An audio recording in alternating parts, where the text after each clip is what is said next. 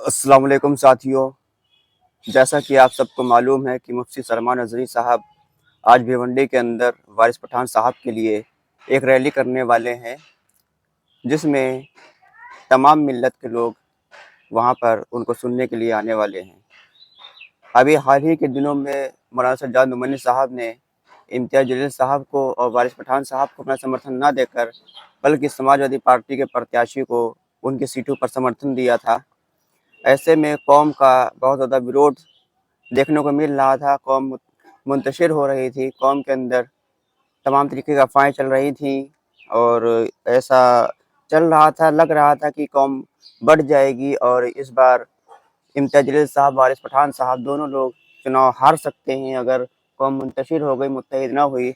लेकिन अब मुफ्ती सलमान अज़हरी साहब के आने से इंशाअल्लाह कौम मुत्तहिद होगी, मुनज़्ज़म होगी और मुत्तहिद होकर इम्तियाज़ जलील साहब और वारिस पठान साहब को वोट करेगी, क्योंकि ये दोनों वो शख्स हैं जो कौम और मिल्लत की आवाज़ हैं, कौम और मिल्लत के लिए काम करते हैं, कौम और मिल्लत के लिए अपने सदन के अंदर हो या सड़क पर हो हमेशा आवाज़ उठाते रहते हैं।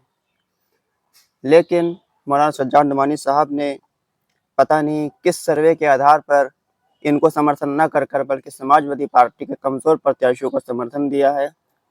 ऐसे में कौम के अंदर बहुत ज़्यादा इख्तिलाफ़ात देखने को मिल रहे हैं। कौम का काफ़ी ज़्यादा विरोध भी इस फैसले को लेकर हो रहा है। लोग कह रहे हैं कि मौलाना सज्जाद नुमानी साहब का एहतराम करते हैं, हम इज़्ज़त करते हैं, लेकिन उनके इस फैसले को कौम मानने को तैयार नहीं थी। कौम को यह फैसला किसी तरह हद तक कबूल नहीं था, क्योंकि अगर इम्तियाज़ जलील साहब हो या फिर वारिस पठान साहब हो, उनकी सीटों पर अगर समाजवादी पार्टी के मुसलमान प्रत्याशी जो हैं, उनको अगर कौम वोट देती है तो उससे सीधा-सीधा फ़ायदा भाजपा को और आरएसएस को होता हुआ नज़र आता है। क्योंकि इम्तियाज़ जलील साहब औरंगाबाद के अंदर से विधायक भी रह चुके हैं और सांसद भी रह चुके हैं। पूरे औरंगाबाद के अंदर उनसे बड़ा मुस्लिम नेता इस वक्त कोई मौजूद नहीं है। ऐसे में इम्तियाज़ जलील साहब के सामने किसी और को समर्थन देना, ये एक दिमाग से, समझ से परे है ऐसी फैसले को लेना। वहीं बात करें वारिस पठान साहब के बारे में, तो वारिस पठान साहब एक राष्ट्रीय स्तर के नेता हैं। उनकी एक अलग पहचान समाज के अंदर है, पूरे मुल्क में एक अलग उनकी पहचान है। उनको लोग जानते और पहचानते हैं, उनकी बेबाकी को लेकर उनको लोग जानते हैं। लेकिन वो जिस सीट से चुनाव लड़ रहे हैं, उस सीट पर लगभग 50% मुस्लिम वोटर्स हैं। उस सीट पर भाजपा का भी गैर मुस्लिम उम्मीदवार है, कांग्रेस का भी गैर मुस्लिम उम्मीदवार है और एक वहाँ के बागी कांग्रेस के उम्मीदवार, गैर मुस्लिम उम्मीदवार, वो भी चुनाव लड़ रहे हैं। ऐसे में बहुसंख्यक वोट या फिर कहें कि हिंदू वोटर्स 3 जगह बँटने के इम्कान नज़र आ रहे हैं। ऐसे में अगर कौम मुत्तहिद होकर वारिस पठान साहब को वोट करेगी तो ये सीट इंशाअल्लाह आसानी से निकल सकती है। लेकिन मौलाना सज्जाद नुमानी साहब के ऐलान के बाद कौम को बँटने के आसार दिख रहे थे भिवंडी के अंदर भी। लेकिन मुफ्ती सलमान अज़हरी साहब का ये फ़ैसला बहुत ज़्यादा काबिल कबूल है। मुफ्ती सलमान अज़हरी साहब भिवंडी के अंदर वारिस पठान साहब के लिए आज शाम 6 बजे एक जलसा करने वाले हैं उनके समर्थन में। और ख़बर ऐसी भी है कि कल मुफ्ती सलमान अज़हरी साहब औरंगाबाद के अंदर भी एक जलसा करेंगे, जिसमें वो इम्तियाज़ जलील साहब और नासिर सिद्दीकी साहब के समर्थन में भी अपनी दुआएँ देंगे और आवाम से उनको वोट करने की अपील करेंगे। मुफ्ती सलमान अज़हरी साहब एक ऐसे आलिम दीन हैं जिनको अभी पिछले दिनों उनके एक बयान की वजह से जेल जाना पड़ा था। उनको लगभग 8 महीने की जेल हुई थी, लेकिन सुप्रीम कोर्ट ने उनको उनके इल्ज़ामात जो थे उनको गलत ठहराया, कहा कि ये इल्ज़ामात गलत थे मुफ्ती साहब पर, मुफ्ती साहब बेकसूर हैं और उनको ज़मानत दे दी गई सुप्रीम कोर्ट की तरफ से। तो ऐसे में मुफ्ती सलमान अज़हरी साहब एक काबिल कबूल शख्सियत हैं, उनकी एक अलग पहचान है, अलग उनकी एक रुतबा है। कौम मिल्लत के नौजवानों में ख़ास कर से उनके लिए एक अलग मोहब्बत, एक अलग अक़ीदत देखने को मिलती है। मुफ्ती सलमान अज़हरी साहब बेबाकी के साथ आवाज़ उठाते हैं कौम की, बेबाकी के साथ आवाज़ उठाते हैं मिल्लत की। मुफ्ती सलमान अज़हरी साहब जहाँ भी जाते हैं उनको सुनने के लिए लाखों का मजमा इकट्ठा हो जाता है। ऐसे में मुफ्ती सलमान अज़हरी साहब का इस ऐसे नाज़ुक वक़्त में मजलिस इत्तेहादुल मुस्लिमीन के नुमाइंदों को समर्थन देना एक बहुत ज़्यादा मजलिस के लिए बड़ी कामयाबी की तरह देखा जा रहा है, क्योंकि मजलिस اتحاد المسلمین کو گرانے کے لیے، اس کو ختم کرنے کے لیے تمام اپنے ہوں یا غیر ہوں، ہر کوئی سازش کر رہا ہے اس وقت۔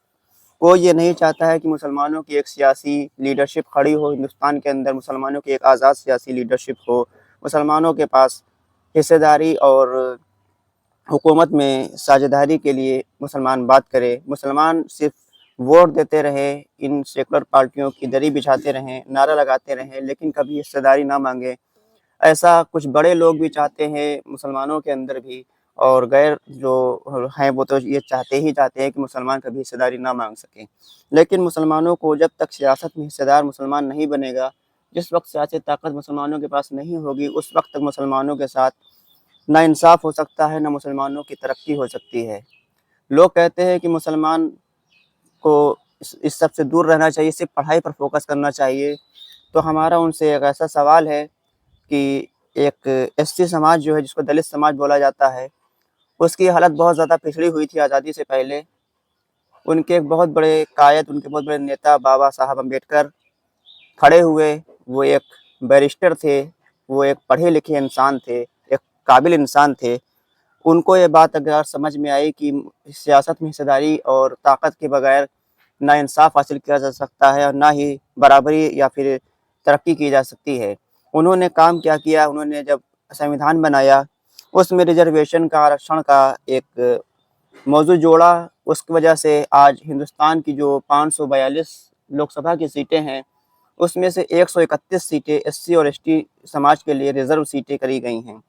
ان سیٹوں پر صرف ایس سی اور ایس ٹی سماج کا ویکتی ہی چناؤ لڑ سکتا ہے، کسی اور کاسٹ یا کسی اور سے کوئی پرتیاشی ان سیٹوں پر چناؤ نہیں لڑ سکتا ہے۔ جب ان بابا صاحب امبیڈکر صاحب نے یہ کام کیا تو سماج نے دیکھا، دنیا نے دیکھا کہ دلت سماج کی ترقی ہوئی، دلت سماج حصہ دار بنا سیاست میں، حکومت میں حصہ دار بنا۔ نہ صرف سیاست حکومت میں حصہ دار بنا، بلکہ ان کی سیاسی اور معاشری حیثیت بھی بدلی، ان کو ترقی ان کی ہوئی، ان کے لوگ کامیاب ہوئے۔ سچر کمیٹی کی جب رپورٹ آئی تھی، اس میں سچر کمیٹی کی رپورٹ میں یہ سب بتایا گیا تھا کہ دلت سماج کی حالت آج مسلمانوں سے بہتر ہو چکی ہے، مسلمانوں کی حالت دلت سماج سے زیادہ کمزور ہو چکی ہے۔ ایسا کیا گیا تھا۔ ایسا اس لیے ہوا کیونکہ مسلمانوں کے پاس سیاسی طاقت نہیں تھی، مسلمانوں کے پاس سیاسی شعور نہیں تھا۔ مسلمانوں نے صرف سیکولر پارٹیوں کو دری بچھائی، صرف نعرہ لگایا، بھیا اس کی زندہ باد کرا، اور صرف ووٹ دینے تک سیمت رہے، کبھی خود ووٹ لینے کی ضرورت نہیں سمجھی۔